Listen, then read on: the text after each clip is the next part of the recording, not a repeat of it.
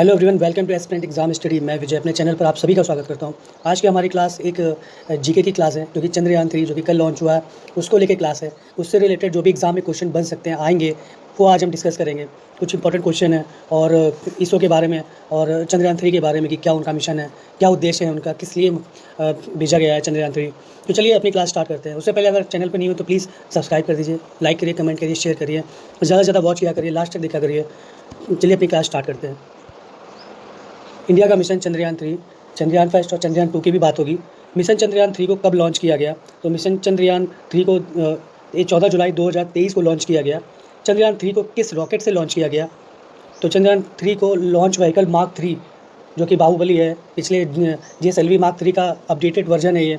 तो LV-M3 rocket से ही launch किया गया है। पता होगा आपको कि अगर पृथ्वी के केंद्र से बाहर जाना है, सीमा से बाहर जाना है पृथ्वी के, तो 11.2 किलोमीटर पर सेकंड का वेग चाहिए ही चाहिए पृथ्वी की कक्षा से बाहर जाने के लिए। अदरवाइज़ पृथ्वी के अंदर ही ये नष्ट हो जाएगा, इतनी गति से होना ही चाहिए।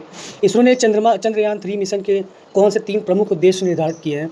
तो ये है सुरक्षित और नरम लैंडिंग का प्रदर्शन, जो कि पिछली बार चंद्रयान 2 में फेल हो गया था। लैंडिंग की वजह से तिरछा गिरा था, वो जाके सीधा गिरना था उसे। चंद्रमा पर रोवर के घूमने की क्षमता का प्रदर्शन, वैज्ञानिक अवलोकन का प्रदर्शन करना। क्वेश्चन नंबर 4 देखते हैं। चंद्रयान 3 के रोवर का क्या नाम रखा गया है? तो ये पिछले बार का एक तरह से मान लीजिए श्रद्धांजलि है जो कि था, तो प्रज्ञानी नाम रखा गया है। लैंडर और रोवर के मिशन लाइफ किसके बराबर है? तो लैंडर और रोवर का चलिए देखते हैं। लैंडर की मिशन लाइफ एक चंद्र दिवस के बराबर होता है, और जो कि पृथ्वी पर 14 दिनों के बराबर है।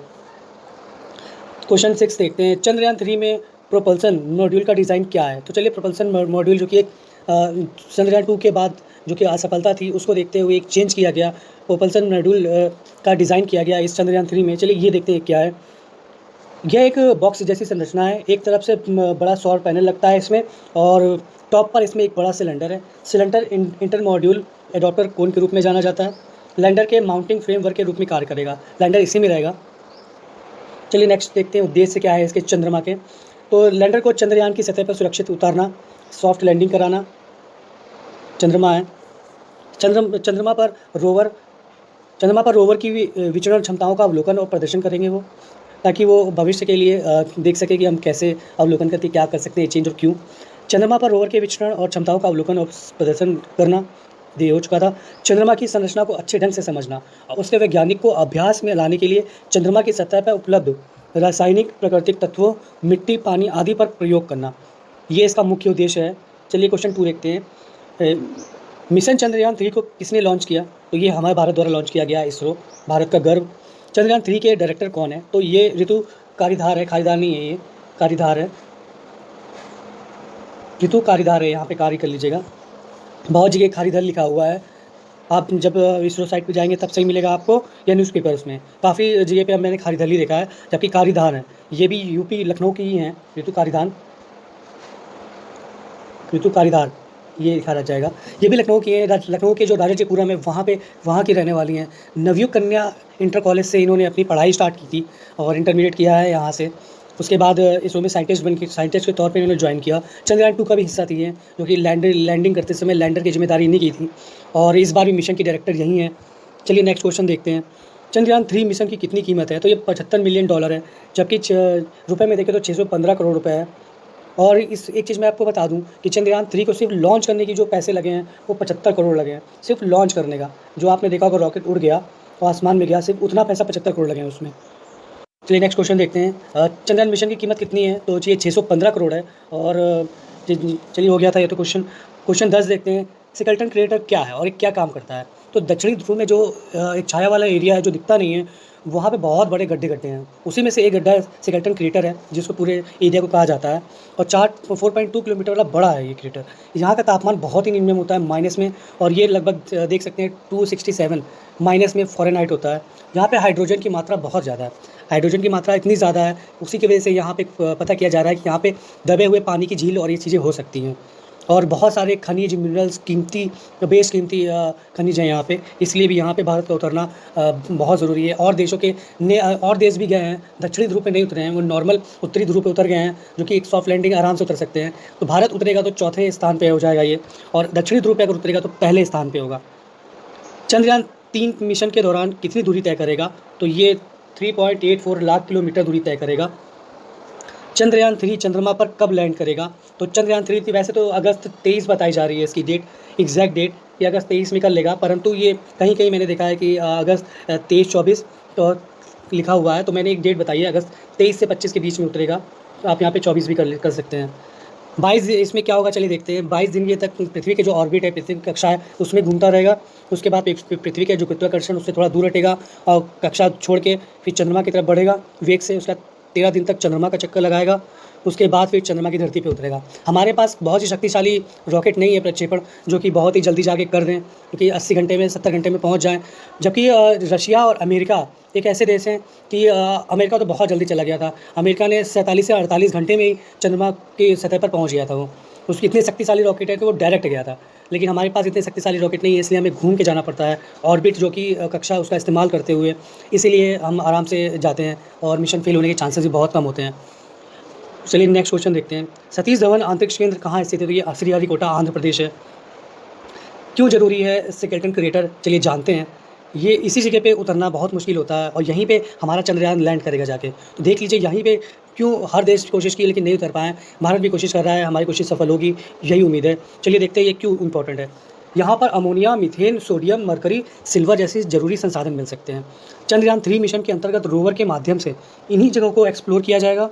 रोवर की मदद से चाँद की सतह की मिट्टी, वहाँ का टेम्परेचर, वातावरण में मौजूद गैसों के बारे में पता लगाया जाएगा।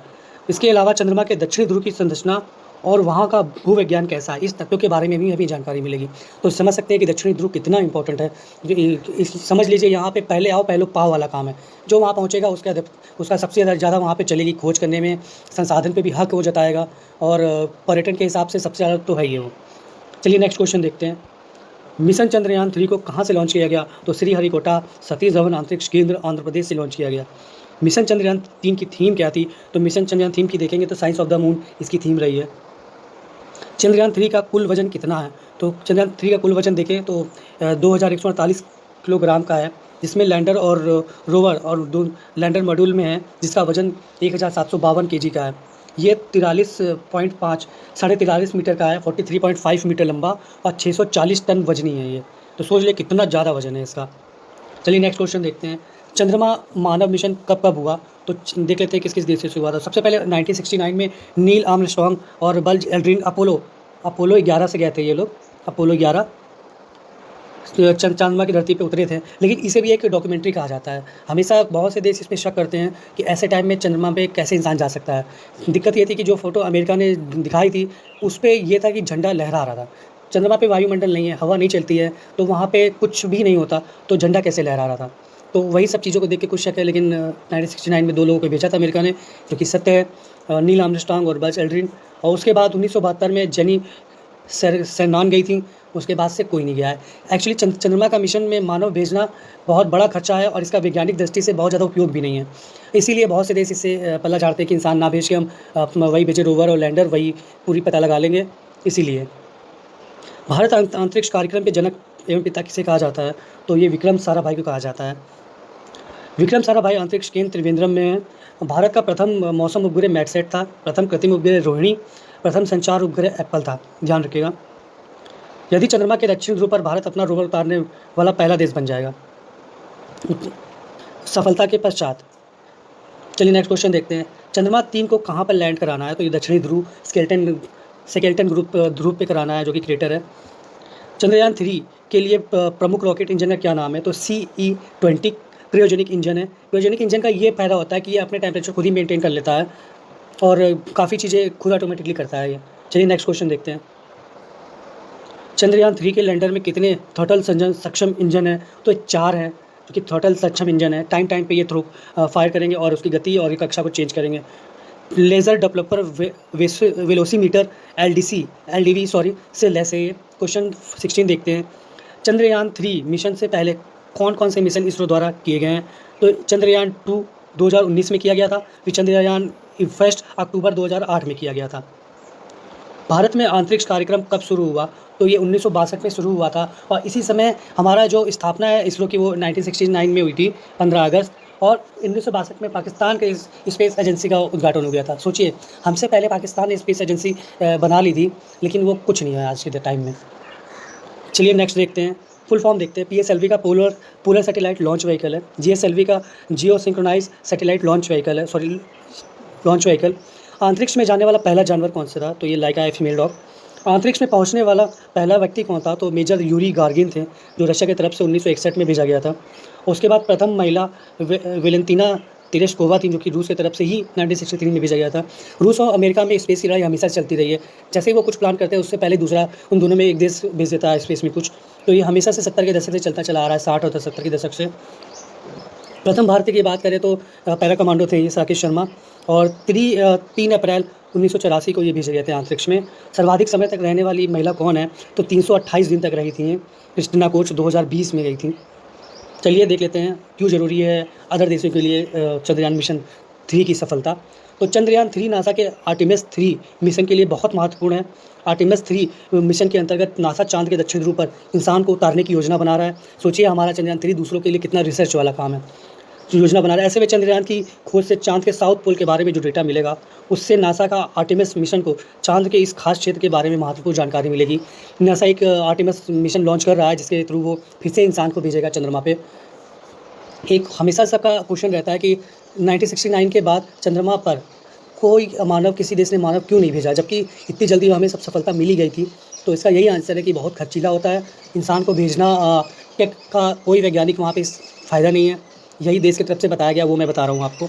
कोई फ़ायदा नहीं होता। रिसर्च हम प्रज्ञान रोवर और इस टाइप की चीज़ों को भी बेस के कर सकते हैं, इसीलिए मानव को नहीं भेजा गया चंद्रमा पे। लेकिन फिर से कोशिश कर रहा है सिर्फ़ और सिर्फ एक टूरिज़्म चलाने के लिए, कि टूरिस्ट जाएंगे आएंगे, बस यही, इसीलिए ही उतारा जाएगा वहाँ पे, और कुछ नहीं। तो ये हमारे कुछ क्वेश्चंस थे चंद्रयान 3 को लेके। आई होप आपको समझ में आए होंगे। आने वाले टाइम एग्ज़ाम के लिए बहुत इंपॉर्टेंट है, तो ध्यान से देखिएगा, इसे पढ़िएगा बार बार। चलिए देखते हैं, नेक्स्ट वीडियो के साथ मिलते हैं बहुत जल्दी।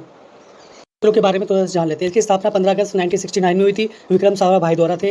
बैंगलोर इनका मुख्यालय था, जो कि कर्नाटका में। इसके अध्यक्ष प्रेजेंट में 10वें डॉक्टर एस सोमनाथ जी हैं। लैंडर 2 के बारे में एक डाल लेते हैं। प्रक्षेपण तिथि 22 जुलाई 2019 को था। लैंडिंग में असफलता 7 सितंबर 2019 को। उसकी कुल लागत जो थी वो 978 करोड़ रुपये थी। चंद्रयान 3 से बहुत ज़्यादा थी। चंद्रयान 3 का 615 करोड़ है। तो चलिए ये आज की क्लास के लिए बस इतना ही। चैनल प्लीज़ बने रहिए और लाइक करिए, शेयर करिए, सब्सक्राइब करिए। मिलते हैं नेक्स्ट वीडियो के साथ। धन्यवाद।